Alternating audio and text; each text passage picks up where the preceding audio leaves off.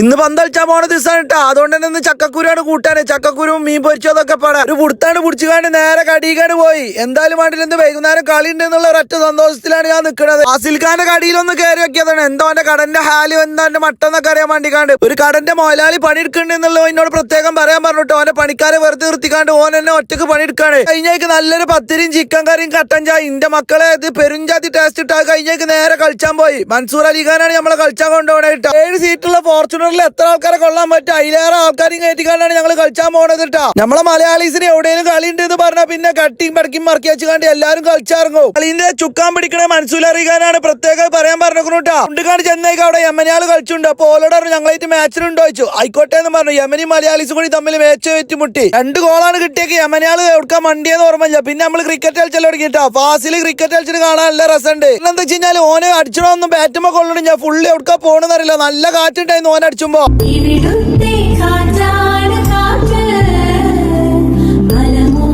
ഈസല് മാത്രമല്ല കേട്ടോ. ഞാൻ ഇപ്പൊ 6 അടിച്ചു കാട്ടിക്കൂട്ടറാണിത്. അത് കണ്ടു നേരെ റൂമൊക്കെ പിടിച്ചിട്ട്. അപ്പൊ ഓക്കെ, ശരി ടാറ്റാ.